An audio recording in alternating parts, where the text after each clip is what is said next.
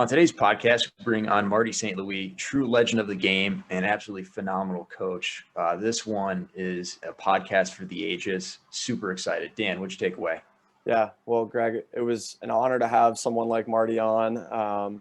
One thing that I took away off of hockey was just, it seemed like we were just at a rink shooting the breeze with somebody, just like a hockey dad, and you would never know. That to me was really impressive. He was just like a easy guy to talk with. All the more impressive just given his career and his stature in the game. But I mean, we dug into a lot in this podcast.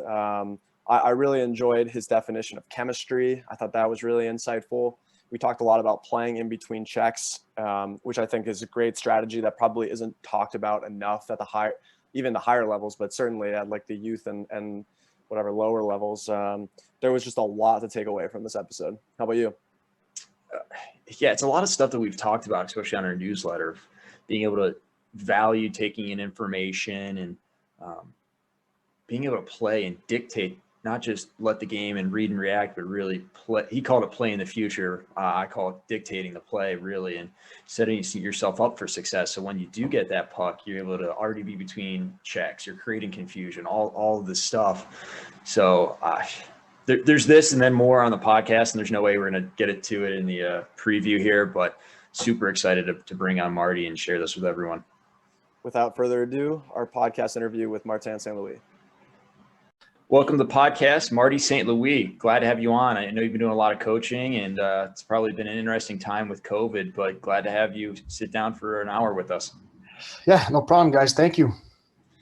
So just obviously we know your background, playing an illustrious career, but you've really dove into the coaching side of it. Kind of curious, what does retirement look like for you and just coaching your own kids now? I know your oldest is at the U.S. National Development Program, so that's got to be cool for you, but also a little bit of rivalry playing for Canada. Yeah, no, for sure. My boys grew up in the United States. I mean, I've been living in the United States since I was a freshman at UVM. I actually got my citizenship 4 years ago.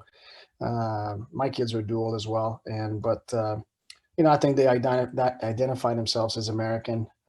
I'm definitely Canadian, but I'm glad that the resources with USA Hockey and that program, that national team development program, has been a great platform for my oldest to actually keep working on this game. I dove right into coaching after it was a big reason why I want to get out. I mean, I was 40 years old. I felt like I'd done enough. It gets to a point like, what are you chasing? I was healthy and made enough money, and my kids were just at an age where I felt I was missing out on everything. My oldest was like 11, turning 12, and 9 or 10, and then 6, 7 years old, and I just was missing all the practices, all the weekend games. So I felt it was time, and honestly, going into coaching was a pretty easy transition for me. I felt, probably once I got into my early 30s, the game was getting younger and younger. And so you had a lot of young guys coming in, and I felt I did a lot of coaching as a player, trying to help the young guys, not just be skilled, but also think the game. And I felt that was probably my biggest asset is how I thought the game. And I was able to communicate that with some of my young teammates. And obviously, as a youth hockey coach, try to really bring that element of just thinking the game. Yeah, that makes a ton of sense. So I'm curious, I mean, you were only in Columbus for a little bit as the consultant on the power play, but I feel like as the resident Columbus native, I have to ask, like, what was that like? And, that was almost like a transition between, I think you had already started coaching at that point, but what was it like coaching pros and your kids at the same time? Yeah, no, it was a couple of years ago. I had been retired for 3 years, and I actually have a great relationship with Torts, and he had just called me. I was actually coming home from a holiday ski vacation up in Vermont, and I was driving home, and I see John Tortorella name come across my phone, and I'm like, oh, that should be fun. This should be fill my drive a little bit, because I hate driving. So I do a lot of my phone calls, and I call my car my office. That's where I do most of my phone calls. And so I chatted with Torts. He wanted some help with the power play. He knows my situation with my kids. He doesn't want to pull me away from that. He was asking me to take a look, watch their games, and give them feedback. And it just kind of transitioned into being a consultant and going there every 2-3 weeks for a couple of days. Still would do a lot of phone calls and conversation after games and what I saw, and I enjoyed it. I enjoyed going in there, getting back into an NHL dressing room, working with young players, I guess. Compared to me, is very similar. The stuff that I was trying to implement with Columbus, this is stuff that I talked with my own, youth players all the time. And I enjoyed the experience. They wanted somebody full time. I couldn't give them that. And Torts knew that, but it was fun. I learned a lot just from being in the trenches when I was there. It was a lot of fun. Are you able to give us any ideas of what you're utilizing? Maybe not with the CBJ, giving away their secrets, but maybe just some things you could do with your kids and just some examples specifically. Well, I think to me, the 5-on-5 and 5-on-4, the biggest thing, the best player in the game are able to really understand that you have to play in between coverage. Too many people play in coverage. They turn everything into a one-on-one. Guys don't start playing until the puck hits their stick. So when you don't have the puck, where do you go? Well, to me, is you have to go in between coverage.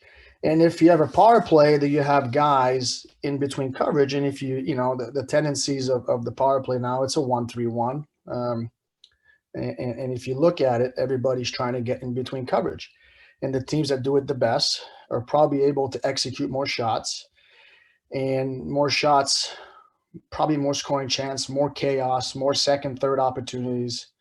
Because to me, a power play should be, 3-4 pass shot, retrieve, do it again.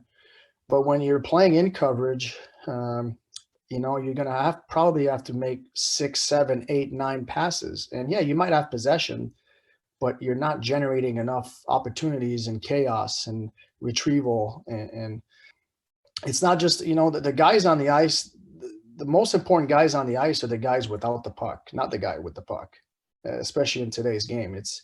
There's not many guys that can take people one-on-one. And the video and the focus on 200-foot hockey, you get squeezed pretty quick. So you have to be able to control your speed and find a way, to use your edges and try to stay in between coverage and not expose the puck as much. But while the puck carrier is doing that, everybody else has to cover ice and trying to get in between coverage. That's awesome stuff. Who keyed you into that? Is it come from your father, your upbringing? Did you pick it up later in your life, or is it just intuitive for you? No, I mean, I was a student of the game. Like I just, every game I came home or hotels, if I was on the road, I would watch my shifts before I went to sleep, and I mean, you're talking in the days where you had DVDs, right? And after every game, I had a DVD stuff in my suit jacket.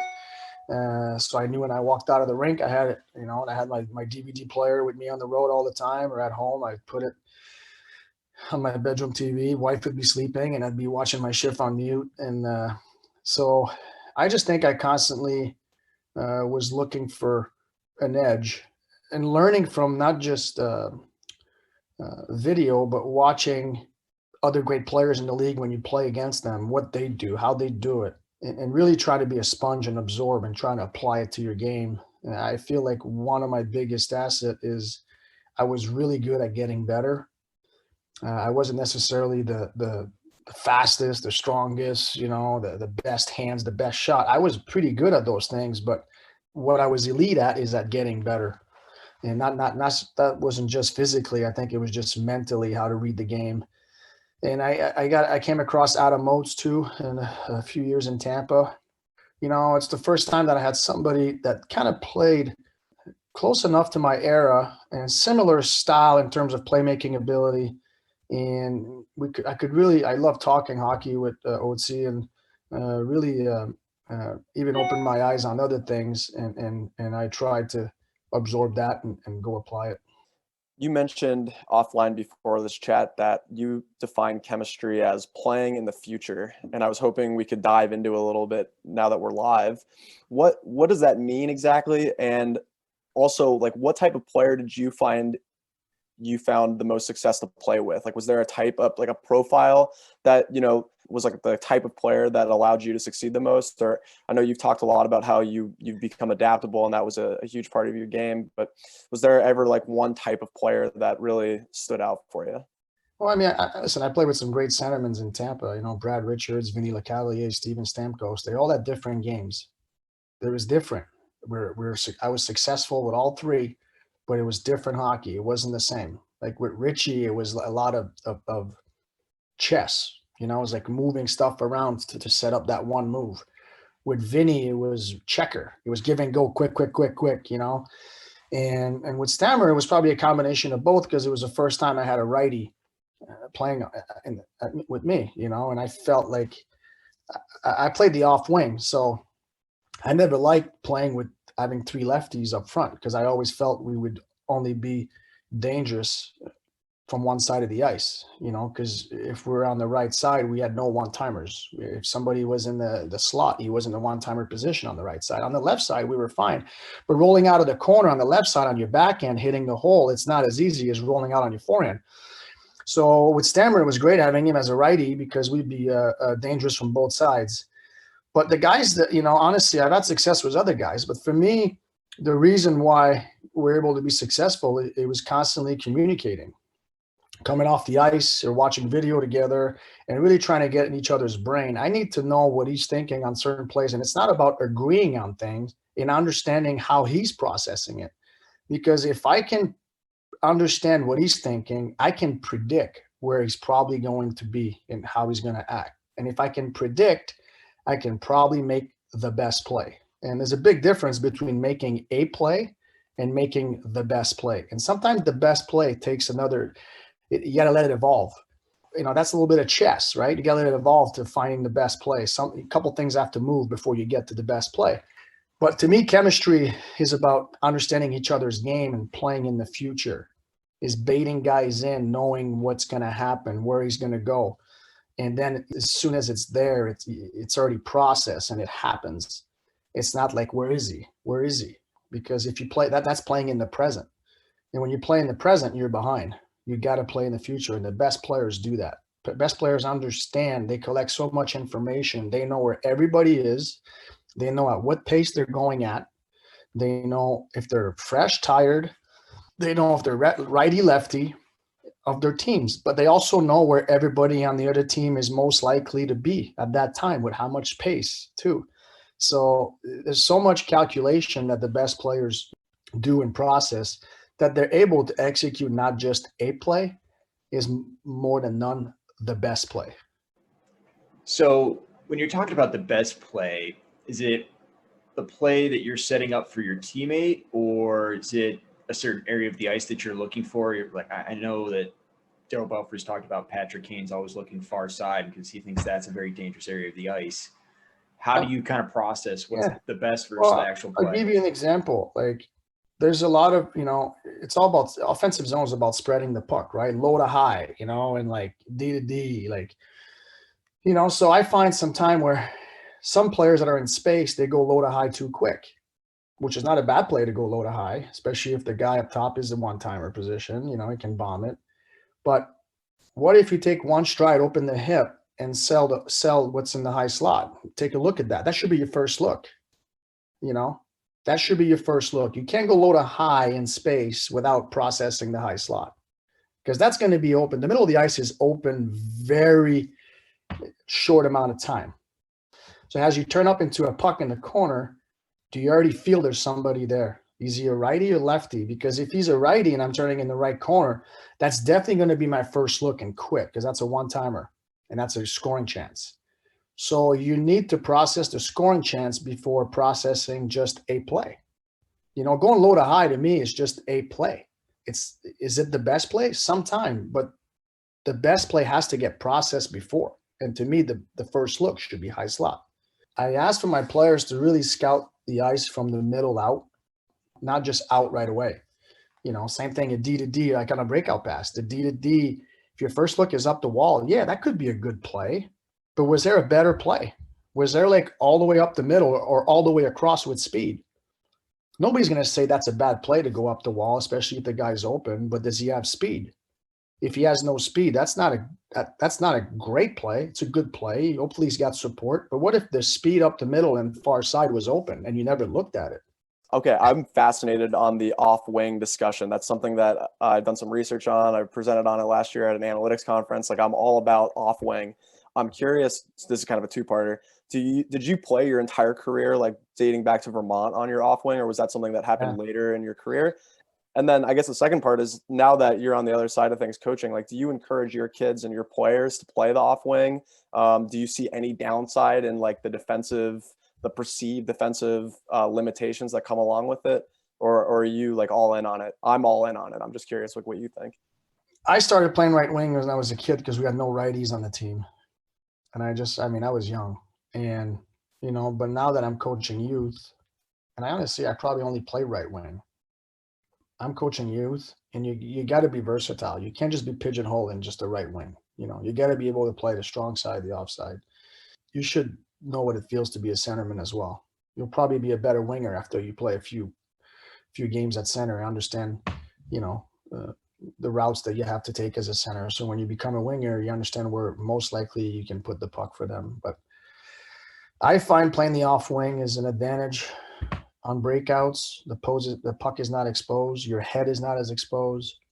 You can actually use the width of the ice better because you're on your, if you can protect the puck, like if you collect on a breakout, whether it's a rim or a tape to tape, and the way the team plays right now, there's, people in your face, there's a lot of back pressure, and you gotta use the width of the ice. And it's a lot easier on collecting a puck on my forehand, shielding and firing a bomb across the middle on my forehand, or just tap it back to my D.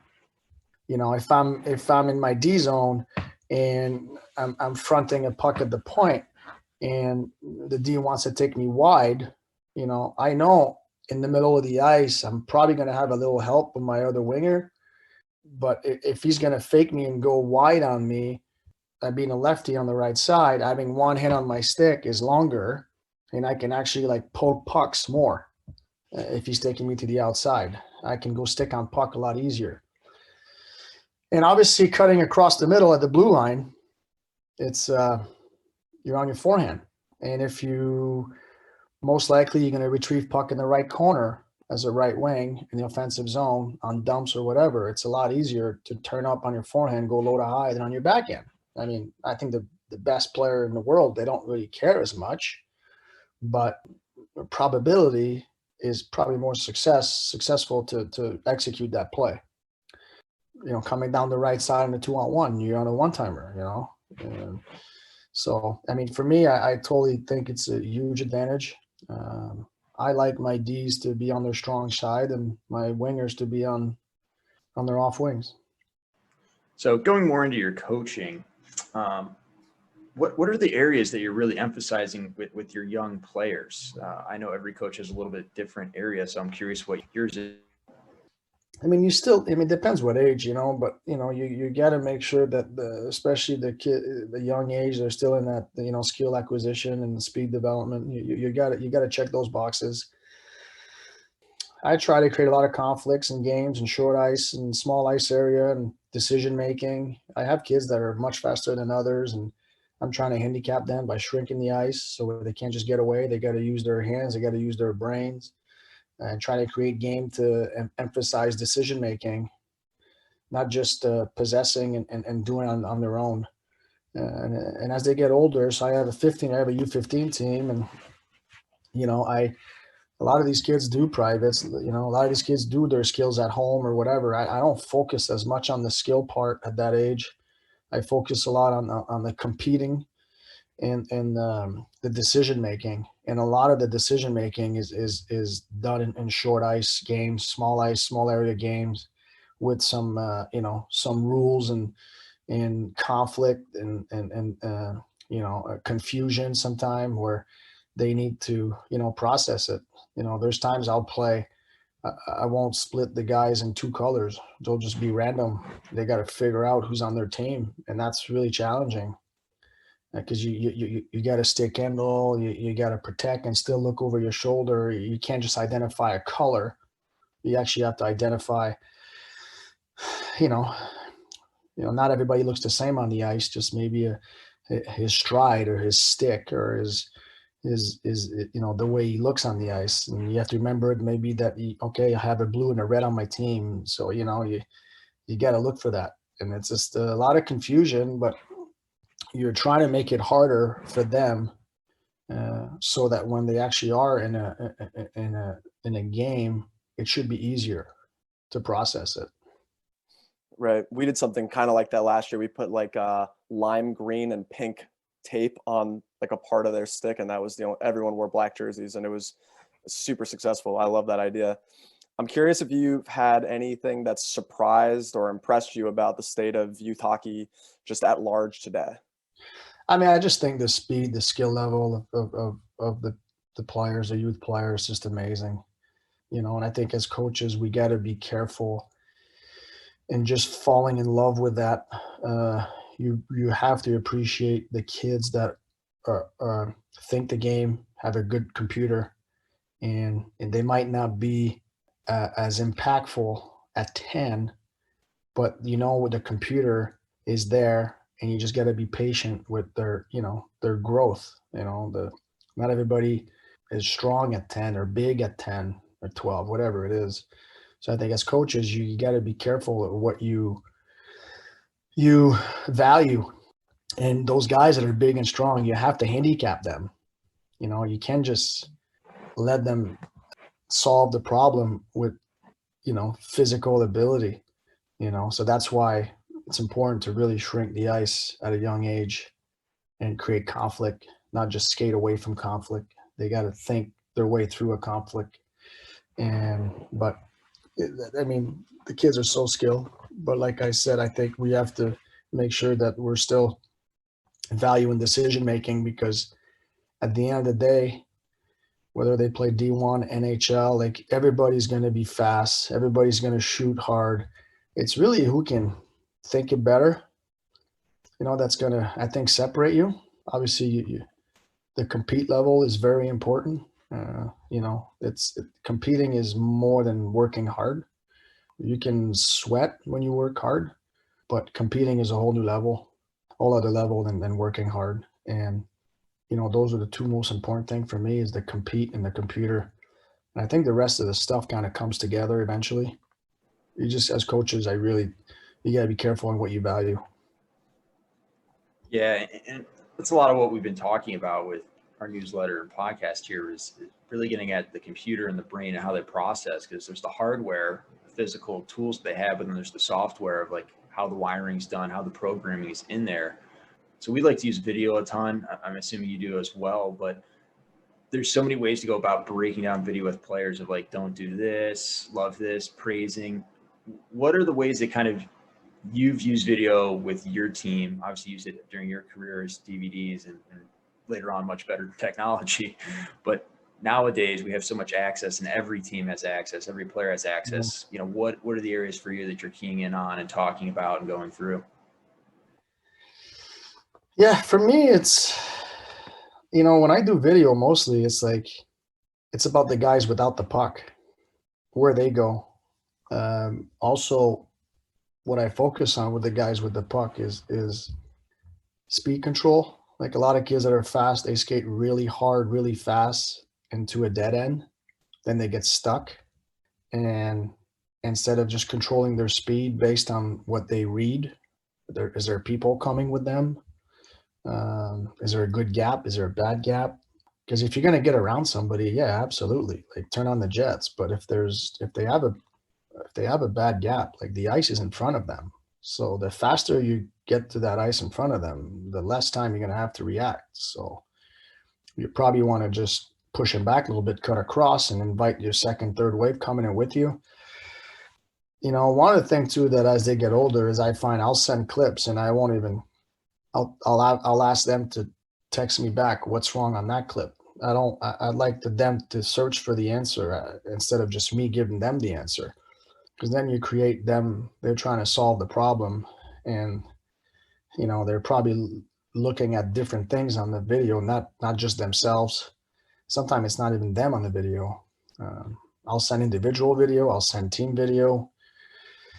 But sometimes I'll send video for them to actually, you give me the answer. I'm not giving you the answer. I want to know what you think, and then you create a dialogue and a debate, and it's not always video. It can't just come from a place of you need to do this, like there's plenty of ways to do things. And sometimes you learn from some of your players, and you're like, you might have saw something, but then they answer something back. I'm like, you know what, that makes a lot of sense. And now you've created a dialogue and a problem solving method for them to see things clear or different.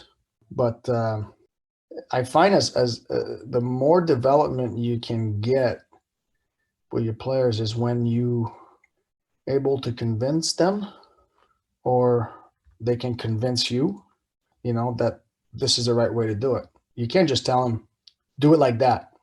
Like I'll send, like we'll be talking about a topic at a certain point in time, and development doesn't happen like, in one time. I always feel it's like peeling layers like an onion. You can't, you do it gradually. You can't teach them 3-4 things at once. You teach them one concept, then you move on to the next one. But if there's a concept that we're talking about, and I'll pull NHL clips or college clips and I'll send it to the gang, and I'm like, guys, this is what I'm talking about.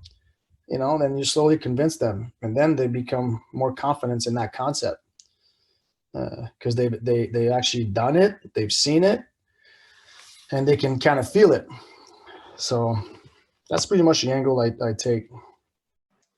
That's wonderful. And I think getting kids to start asking questions is something that some kids are really good with, and some kids really struggle at asking questions. Yeah, I think some kids care more about actually getting better than others. I think some kids, some kids, like, yeah, they say they love hockey. And okay, it's one thing loving hockey and stuff, but do they actually like working at getting better? Not just like, because you can do 1,000 reps, you can do 1,000 of the wrong reps. You're working hard, but like, are you actually getting better doing those 1,000 reps? And you have the kids that are going to ask question. Well, what if I do it this way? Yeah, that's great. But then they take ownership into their development. And that's what, as they get older, that's what I'm after. I actually encourage the kids they have we have a text chain for the team. I have individual chain with the guys, and they can send me sometime, because what I usually do is I videotape my computer screen and I talk over it with a pen, and I'm like, okay. And then now they can do the same thing to me. They have the video of the game, and they're taping the video, and it's not like crystal clear, but it's definitely clear enough, especially in today's technology. And they ask me question, Coach, what did I should have done? Was that okay? Like, did I, and sometimes they just, they're looking for perfection. And I'm like, guys, I've never played a perfect game. Every game you're going to have 3, 4, 5 plays that you want back. They're gone. You learn from them. You move on, and there's so many factors that come into, a bad read or whatever, could be your line mate didn't do the right thing, and you got stuck because of it. But sometimes they just look at themselves. They don't look at the whole picture. So I definitely don't want them to think they got to play a perfect game. I want them to learn for their mistakes. To me, a bad read is better than a no read. If people are just not reading the game, that's not as good as, I'd rather you make a bad read than not read at all. Yeah, I like to tell my kids that it's a game of mistakes. We just have to make one less than they do. I don't want you to, pick your favorite kid here or anything, but you've coached at a bunch of different ages. So I'm curious, like maybe what age do you find to be the most rewarding? What age do you find the most development happens? Like, is there a favorite age that you've coached or one that sticks out? Or No, I think they're all fun. I definitely enjoy the older boys better. I think you can really dissect the game a little more. I think when they're like 10, 12, if they're too young to, you can't teach a 12-year-old, calculus, like there's a time and place for everything. And I definitely enjoy the more complex problems at an older age than, the 10, 12 phase, but that phase is important. And like I say, I think at that age, we're still creating conflict, but we're still in that window of skill acquisition where, we don't worry so much about, the structure and as I feel when they get older, like you get a little bit of structure in there, and they start realizing, wow, like this is a game we play with five. It's not just me. I got to go put the puck in the net. And it's fun. Like you get face off plays and some power play routes and this and that. It's just you get to elevate the thought process a little bit, and the preparation too. You go from the kids playing, mini sticks in the hallway at the hotels to the kids, hanging out in the lobby on their phone, or you're not worrying about if they're gonna break a lamp in the hallway, or they're gonna get yelled at by hotel security. So I definitely like the older age a little bit better, less babysitting, I guess. That's too funny. Yeah, I think we've all been there at some stage where we've broken something and the hotel security gets called and our parents are all upset at us. So that's great. But you've mentioned a few times about routes. So I've talked about it and how we can create ways to have longer passing windows and things like that. What are routes for you? What do they mean, and why are they important? To me, routes are important in the sense that if you run routes in between coverage, you're going to create confusion, and you're going to create space because of the confusion. Could be in a neutral zone on the breakout. So the routes are important. There's certain guidelines of where your route should be, but to me, it's similar, but it's never the same all the time. It depends where the defenseman, who's on me. But I feel like the way the game should be played is played. You got to use the width of the rink, and you're able to use the width of the rink because of some of the routes that you run in front of it. So if you go north, splitting the D, you create space underneath you. You can go east-west. So I think the routes are a big part. And sometimes you run a routes as a decoy. It's like football. Wide receiver going deep, and then the tight end comes on a slant. It's very similar to that in a sense, but it happens. It's not as clear cut. So for me, it's about covering ice. If two guys can hold hands running the same routes, you're probably not going to be successful. If somebody's running a route, north-south, then I probably need to get some width into my route underneath him so I can create more space and more option for the puck carrier. And I find I like when they're young, like even now, I almost teach hockey like rugby a little bit. We're going to go up as far as we can. If we don't like it, we're not dumping pucks at that age. We're gonna hinge, we're gonna tight turn, hit our D, and reroute ourselves. And we're gonna possess. As you get older, it's a little harder to do that, but the best players manage to do it. And when they get to a certain age where scouts are looking at them and colleges, whatever, like they're looking at the players that can possess and make plays under pressure, not guys that are just going to whack it off the glass and get it deep. There's times to chip pucks and stuff, but you want to allow your players to find something better than that. It's not as simple at a young age to explain that, you need to push, you need to be a decoy here and push people back so we can create some width in our game. But as they get older, they get the concept of like just creating space for your buddy. And if they're sleeping, then they might be coming to you down the pipe, and you got a breakaway. And if it's not a tape to tape, but it gets tipped a little bit, you're on top of it on the forecheck because you have a lot of momentum and speed. So I hate guys being flat-footed.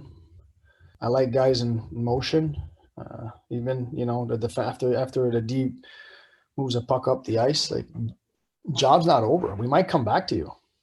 Like you got to be a part of the equation, and to me, like hockey is a math equation, and the equation changes constantly, and you have to process and solve the equation. And, we want to go forward, but we might have to go forward, bring it back and go forward again before we actually like enter.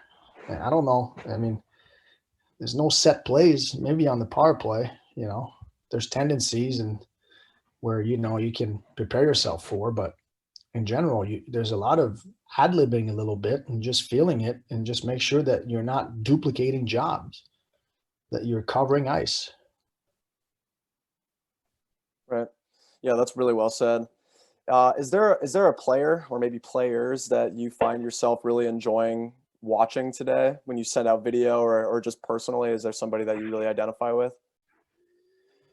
I mean, there's a lot of guys that, you look at a McDavid, right? McDavid's playing checker. So fast, it's quick. Bang, bang, bang. Then you look like a Kucherov who's just playing chess. And so I like both players. They all have their strength. They're elite, and not. It'd be nice for anybody that you coach that they take some of both players' attributes, But it's hard to be those guys. Like there's not many, but the decision making of Cooch and the sucking guys in and playing in between coverage is really impressive. So the game is obviously way different than when you started, and it's exactly what you're talking about with having to draw guys in and play between coverages. With the state of the game today, is there anything that you really are pleased about? And are there areas where you think that we need to get better, or the rules need to get better, or anything like that? Not really. I mean, I think it's just as elite of a game as it's ever been. And I actually felt like I played in the old school, but I also played in the new school. And it was a lot more fun to play in the new school of hockey, the no hook and hold. And I mean, who would have thought that you can bring a puck back? Like now you have drop breakouts on the power play. Like, I mean, when I came in the league, you gained the red and you rimmed it, and everybody was flooding that area. That was a breakout. Now you have two guys coming back, and you have the D that skates fast. Then all of a sudden he skates backwards, and he bumps it back to two forwards flying, and it's just a game now where it's not as safe in terms of defense first. I think it's a 5. Like everybody's on offense, everybody's on defense, which it's a lot more fun to play. I mean, the D that activates in the old zone. I was watching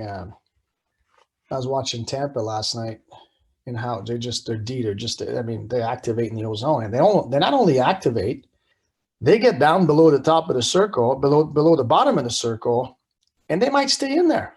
They might stay in there and go back door. They don't just like play and then, I got to get back to D. No, they trust that the forward will assume the position, because now if they just like, screw this, I'm going back to D, now by the time the forward goes in, it's too late. His guy didn't have enough support to continue the offense. So you see the good teams like their D's activate, but they just keep playing and they stay in there and they work themselves back out eventually. But I mean, back in the day, like the D was on the rush, like there was not much activation in the offensive zone. If they were in on the rush, they were in and out. Now they go in and sometimes they hover in there, Do you think we'll ever get to a point where it's true positionless hockey, or is that too big a stretch? I think we're almost there. I don't think we'll ever get there, but I think we're almost there. It's exciting stuff, and I like to move my players around as much as possible. With the college team we had, it's a club team, so it's not like Division I super high level, but it's still good hockey. And we just roll 5-man units out the door, and everyone figure it out of where you're playing and working off each other. And at first it was really, really rough to watch, but the more they've played it, the better it's gotten. And it is so enjoyable to watch that team. I could watch a club hockey game with our boys over a lot of other teams that are playing higher level hockey. Yeah, but and if you think about it, like my whole when I talk about being in between coverage back in the old days, right? The forward was responsible for the D. in the, in my defensive zone. And so if I knew I had the D in front of me and the guy rolls up the wall, I just stay with my D, like, and the Ds weren't really going in. That was hard to generate offense. It was easy for me to defend, but now all of a sudden he starts rolling in. Now I'm like, oh my gosh. So he gets away from coverage. So now he creates confusion. And with confusion, you'll create more scoring chance or draw penalties. And it's just plain simple. I mean, if you're wide open at the top, you're going to get the puck and then you have space to do whatever you want. But if they're tight on you, why stay there? If my winger has space on the wall and he's rolling up, why stay there if I'm in coverage? Roll out, dive in the middle, dive in the middle. Like now he's like, is he coming with me? Are they men on men? Are they playing zone? I don't know. Because now you create so much confusion and that's annoying to play against. Yeah. Is there a risk? Absolutely. There's a risk, but it's a calculated risk. I mean, you would think that the puck is still 180, 195 feet from my net. And, and especially the way the goalies are in today's game, they're so good. I'm willing to risk maybe something bad happening. And that's not the D's fault that he went in. It's the guy that just made a bad execution or a bad read, and if there's nothing open, you just throw it back down the wall, but you have people going that way. Yeah, and you're just kind of playing the probabilities and what's good on the situation. Like you said earlier, it's almost like a math equation. That's how I think about it when I'm out there, whether it's right or wrong. I don't know, but like, what's the chance of success here? And if I screw it up, what's the probability it's coming back and creating issues for our team? And if they score, line up. That's it. Go back and get it again. Yeah. Right. Face off that. Go tap your goalie's pad. And then That's what they're there for, right? That's what the goalies are there for. Yeah. Sorry, buddy. Curious, really, like a lot's changed since you were at UVM. What was the recruitment of your oldest son like compared to you? He's committed to Northeastern. And maybe just like talk about that process now being on the other side of it. Yeah, I mean, honestly, I don't remember much about mine. I think I was 16, 17, had a bunch of school, and I ended up going to Vermont. I was close to home. It's a lot different now. They made a new rule now. It's I think January 1st of your junior year, they can talk to you. And with my oldest boy, there was no rules. So, he had opportunity at a real young age. And honestly, I just sent him and my wife to go deal with that. It wasn't going to be my decision.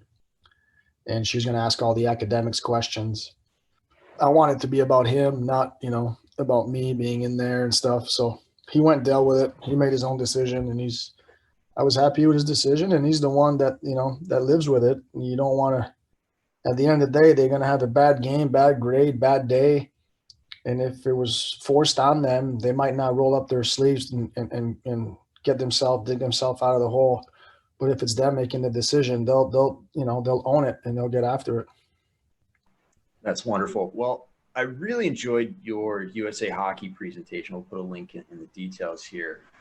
And you said something that really struck with me, and it's something that I've struggled with a lot of my players, of just not really playmaking until they've run out of options and they're not looking forward to it. So I'm hoping you can dive into that a little bit, of just the idea of not waiting until the last opportunity to make a play, or like, that's the play now that I've run out of all my options.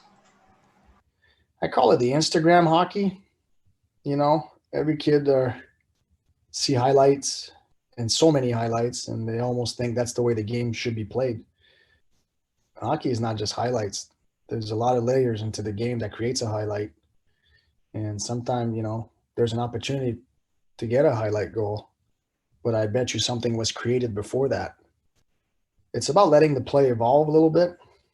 The biggest thing is, especially at a young age, they don't realize that the game is played without the puck. I played 20-something minutes a game in the NHL. I probably had the puck on my stick for, I don't know, a minute 20. I'm lucky. I don't know. Not much. Under 2 minutes for sure. So for 90% of the game, I don't have the puck. So you need to know to play without it, and that's covering ice, not duplicating job. And then the kid that has the puck, don't start playing once you get it. Understand, because it might be on and off your stick. I don't know what it's going to be. But you got to process so much information before it touches your stick, just on breakout alone. Your D rounds the net, you're on the left wing, let's say. And if you're just looking at the D, is he passing to me? Okay, now he passed to you. And now you start playing. Guess what? It's too late. Did you measure the amount of speed or space your center had? Did you measure if the weak side D was part of it? Did you assess if you're going to get pinched? Are you rolling into it? Are you chipping it? I don't know what you're doing. But the game starts well before you actually touch it. And that's how the best players are able to create so much, because they already know where they're going with it. Whether they cross over to the middle with it, whether it's a one touch, whether it's a bump back, whether it's a one-timer, whether it's just to collect and protect, guys are going for a change. I don't know. But the game starts well before you actually touch it.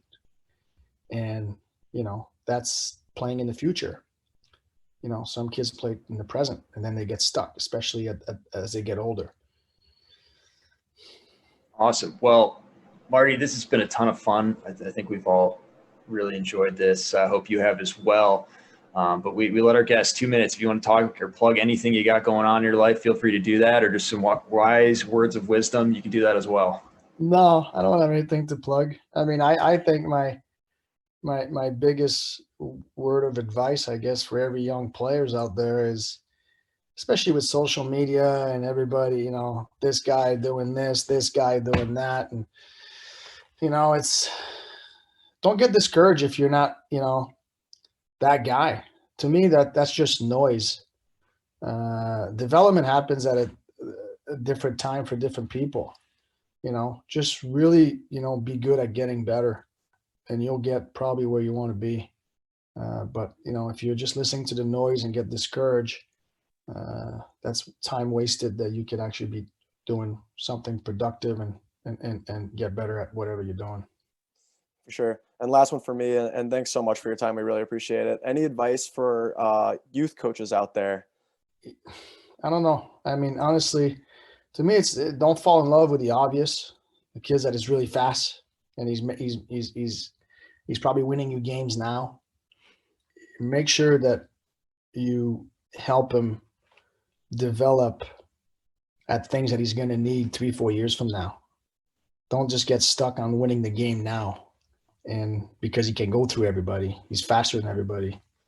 If he's got a guy that's 15 feet in front of him, he should move it to him. There's time to carry, but you want to make sure you wire him the right way, because somebody's going to take that kid at 15, 16, let's say, and now you're doing a renovation.